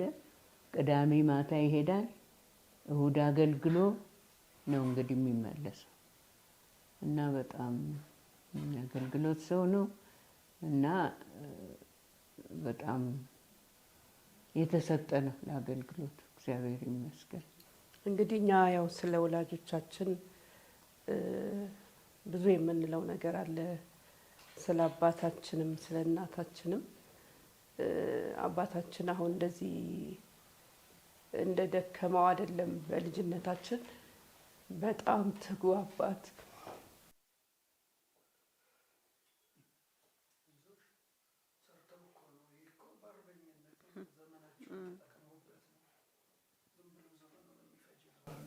ጠንካራ አባት ነበርና አይደክመውም። ቤት ውስጥ ይሰራል። የፊልድ ሰራተኛ ነው። ለትምህርታችን ደግሞ በጣም ትኩረት እንድንሰጥ ከ5 ከ10 በታች ካገኘን ከ6 ከ10 በታች ካገኘን አይፈርምልንም ነበር ቴስትና እናታችንን ነበር የምናስፈርመው ህፃናት ሆነን ማለት ነውና በጣም ሲሪየስሊ ነበር ትምህርትን የሚያየው። ከዛ ውጪ ያው ከፊልድ ሲመጣ ቤት ውስጥ መኪና ይሰራል፣ እንጨት ስራ ይሰራል፣ ብረታ ብረት ይሰራል። በፍጹም እረፍት የለው። በጣም ትጉ ነበር። ቀን እንኳን ናፕ የሚያደርገው 5 ወይ 10 ደቂቃ ነው። በፍጹም በቃ ከጠዋት እስከ ማታ እረፍት የለውም ነበር አባታችን። በስጋ እንደዛ ነበር። አትክልት ይሰራልና በጣም ለቤተሰቡ የተሰጠ ሰው ነውና እኔ አንድ ነኝ እግዚአብሔር 4 ልጆች ሰጠኝ ብሎ በጣም በደስታ ነው ህይወቱን ያሳለፈውና በመንፈሳዊ ነገር ደግሞ ሁሉ ጊዜ በልጅነታችን የሚለን እኛ ወደ አሁን ጌታ ቢመጣ እኔና ቆንጆ እንሄዳለን እንነጠቃለን፣ እናንተ ትሄዳላችሁ፣ ወስኑ፣ ጌታን መቀበል አለባችሁ ይለን ነበር። ሁሉ ጊዜ ይሄን ነገር ያሰምርብን ነበርና ልክ መጎርመስ ስንጀምር በግል መቀበል አለባችሁ፣ ካለዛ ከኛ ጋር አትሄዱም፣ አሁን እናንተ አድጋችኋል። ጌታ ቢመጣ ግን ቅድም እንደተባለው ጌታን በጣም ነው የሚናፍቀው። ሁሉ ጊዜ ስለ ጌታ ምጽአት ኮንሸስ ነው በጣም እና ሌት ተቀን ጌታ ይመጣል ነው እና ቋንቋው እሱ ነው እና ጌታን ተቀበልን። ሁላችንም በየግላችን ጌታን ተቀብለን ነው ቤተክርስቲያን የተጠመቅነው፣ በግላችን ማለት ነው። እንደ ቤተሰብ ሳይሆን በግል ነው ጌታን የተቀበልነውና ይህ ሁሉ እሱ በጣም አስምሮ ስለሚነግረን ነውና ከዛ በኋላ ያው ለአገልግሎት ከቴሌ ከወጣ በኋላ አገልጋይ ሆኖ ኢትዮጵያን ሙሉ ኢትዮጵያ ቴሌም እያለ ኢትዮጵያን ያውቃታል።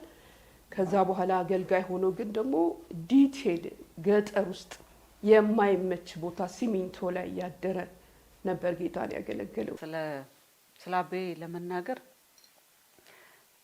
ትንሣኤም የተወሰነ ተናግራለች። አቤ በጣም ትጉ ሰራተኛ ነው። ሁለገብ ባለሙያ ነው። የእንጨትም የብረትም የቧንቧም ኤሌክትሪክም የግንብም ዋቴቨር ሁሉን ነገር ይሰራል እና እኔ ከስርስሩ ድሮ መስራት ወድ ነበር እና ብዙ ነገር ከሱ እንደ ወረስኩ አስባለሁ። እቃ በጥንቃቄ መያዝ፣ ረጅም ዓመት እንዲያገለግል አድርጎ መጠበቅ ያቤ አንድ ኳሊቲ ነው እና እቃ ሲበላሽ ሲወድቅ ኳሲል ብዙ አይወድም እና እቃ መጠበቅ በጣም ትልቅ ስጦታ አለውና እኔ የሱን አይነት ባህሪም ተከትዬ ያደኩ ይመስለኛል።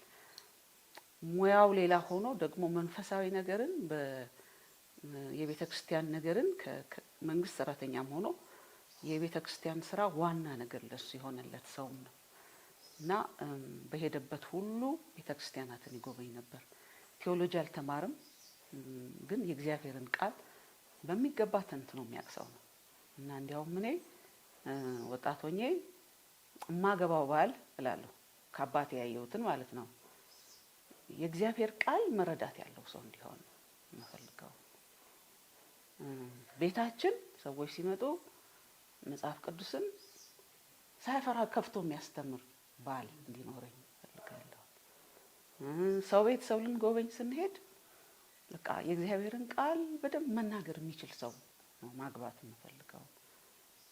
ጥያቄ ሲኖራቸው ሰዎች ስለ መጽሐፍ ቅዱስ ስለ እግዚአብሔር ቃል ጥያቄ ሲኖራቸው መመለስ የሚችል ሰው፣ ምንም ፍርሃት የሌለው ሰው ባለ በእግዚአብሔር ቃል ኮንፊደንት የሆነ ሰው እንደሱ ነበር መመኘው።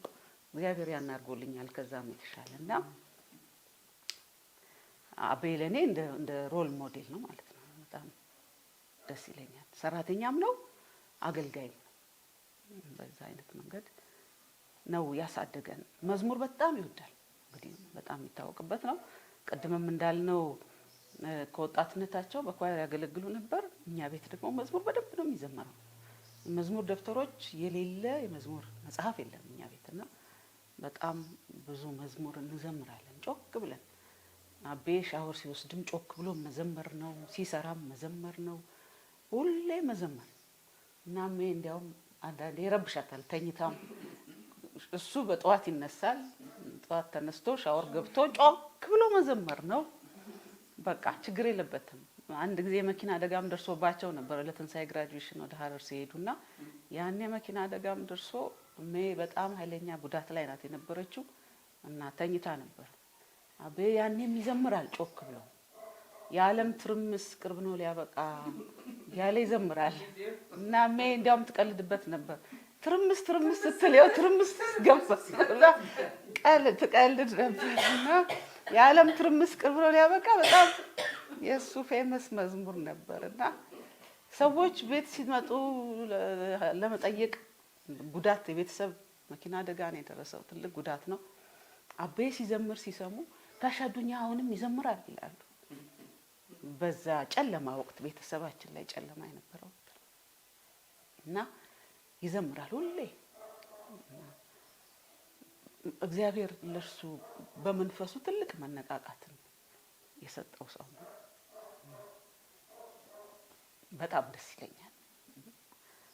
ለእኛም ምሳሌ ሆኖልናል እና በዛ አንጻር እግዚአብሔር በስኬታችን ብቻም ሳይሆን በሀዘናችንም በኪሳራ በመሰለም ሁኔታም ውስጥ የሚመለክ አምላክ፣ የሚከበር አምላክ፣ የሚመሰገን አምላክ መሆኑን አሳይቶናል እና ትልቅ ምሳሌነት ነው እና እኔም እንደዛው ለእኛም ትልቅ ምሳሌ እናት እንደ እናት ትልቅ ሞዴል ናት። ለብሜም ቅድም ትንሳኤም እንዳለችው ትሰራለች፣ ልጆቿን በጥንቃቄ በስነ ስርዓት ትመራለች። በንጽህና ዘንጠን ለብሰን ልብስ ማች አርጋ የምትሰፋለን፣ ጨርቅ ገዝታ ካልሲ አይቀር ሪባን አይቀር ጫማ አንድ አይነት አልብሳን 3 ሴቶች አዘንጣን በቃ ሞደርን የሆነ አስተዳደግ ይዛን ያሳደገችንና ቤቷን ቀጥ አርጋ አቤ እንደተባለው ቅድም በመንግስት ስራም በወንጌል አገልግሎትም ብዙ ጊዜ ፊልድ ነው እና ፊልድ ሲሆን እሷ የጸሎት ጊዜ አይቀርም። ማታ ማታ መጽሐፍ ቅዱስ አንብባለን ጸልየን እና በጣም በስነ ስርዓት እንድናድግ የቤት ሙያ አልቀረም፣ በትምህርትም አልጎደልንም፣ በሁሉም አቅጣጫ እንዳንጎድል አድርገው አሳድገው ነው። ስለ ጋሽ አዱኛ እናቴ ቆንጂት ጥቂት ነገር ልበል። ጥቂት ብቻ፣ ያው ብዙ ነገር ስለተነካካ እንግዲህ ያው የዚህ ቤተሰብ አባል ከሆንኩበት ከ1987 ጀምሮ እንግዲህ የማውቀውን ጥቂት ነገር ለማለት ነው። እንግዲህ ጋሽ አዱኛ እናቴ ቆንጂት ያው ዞሮ ዞሮ እዚህ የምናወራው ነገር የጌታ ለእያንዳንዳችን ያደረገው ህይወት የሰጠን ህይወት ትሩፋትን ነው የምንመሰክረው እና በዚህ ቤተሰብ እግዚአብሔር ያደረገውን ነገር ቅድም እነሱ ያጫውቱን ነበር። ከእንዴት አይነት ህይወት እንደዚህ ወደ ከበረ ህይወት እንዴት እንዳመጣቸው እግዚአብሔር በእነሱ ህይወት ያደረገውን ነገር የጌታን ስራ ስንደነቅ ነበር እየሰማን። ያው እንደ አዲስ መልሰን እየሰማነው ነው። እንግዲህ በግሌ ያየሁትን ነገር ለመናገር ያህል ይሄ ቤተሰብ ጋሽ አዱኛም ቆንጂትም መንፈሳዊ በሆነው ነገር መሪ ናቸው። በጣም ብዙ አይደለም ድምጻቸው፣ ግን ተጽዕኗቸው ከባድ ነው፣ ትልቅ ነው። በእኛም በልጆቻችንም በቤታችንም አገልግሎታችንም ለኛ ቀዳሚ አራያ ሆነው የጌታን ነገር በጥንቃቄ በትጋት በትህትና እንዴት መያዝ እንደሚገባ ምሳሌዎች ሆነው አይቻለሁ። በእግዚአብሔር ነገር በሸዱኛ ሌላ ጨዋታ ብዙ አይወዱ። ከመንፈሳዊ ነገር ውጪ ብዙ ነገርን እንትን ማለት ብዙ አያስደስታቸውም እና ከተገናኘን የምናወራው ስለ ቤተክርስቲያን ነው፣ ስለ እያንዳንዳችን ህይወት ነው፣ ስለ ቤታችን ነው። ልጆች እንዴት ናቸው? በመንፈሳዊ ነገር እንዴት እየሆኑ ነው? እያደጉ ነው ወይ? እግዚአብሔርን ይፈራሉ ወይ? የሚለው ነገራቸው ሁል ጊዜ እንደ አንድ መጋቢ የሚጠይቁት ጥያቄ ነው እና ለኔ የተንሲ አባት መሆናቸው ሁሉ ይረሳኛል። እኔ ልክ እንደ አባቴ ነው የምቆጥራቸው። እንደ ቤተክርስቲያን መጋቢ አይነት ኳሊቲ ያለው ህይወት ያላቸው ናቸው። ከሁሉ በላይ ግን እሸዱኛ በጣም ጌታን ይፈራሉ። በጣም በትንሽም ነገር እሱን መበደል አይፈልጉም። የእግዚአብሔርንም ክብር መንካት አይፈልጉም። በጣም በጣም በዚህ ነገር ጠንቃቃ ናቸው። ድንጉጥም ናቸው ስለ ጌታ ነገር እና እሱ ኳሊቲ እኔ በጣም መቀናበት ነው በግሌ ማለት ነው። እና የጌታን ነገር አጥብቀው የያዙ በቃል ብቻ ሳይሆን በተግባር በህይወት እየኖሩ ያሳዩን፣ የመሩን፣ የመከሩን፣ ከጎናችን የቆሙ ወላጆቻችን ናቸው። የጌታን ነገር እንድናከብር፣ የጌታን ነገር እንድንወድ፣ የጌታን ነገር ተጠንቅቀን እንድንኖር አድርገውናል፣ ረድተውናል።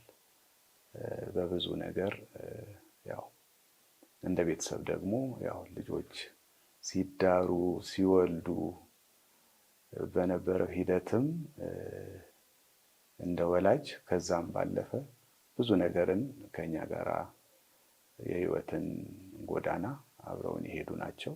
በብዙ እግዚአብሔርን ስለነሱ እናመሰግናለን። በዚህ ቤት ላይ ስለተጠራው የጌታ ስም የእግዚአብሔር ስም የተባረከና የተመሰገነ ይሁን። ስሜ አማኑኤል ሰለሞን ይባላል። የትንሣኤ አዱኛ የሰለሞን ገብረ ማርያም ልጅ ነኝ።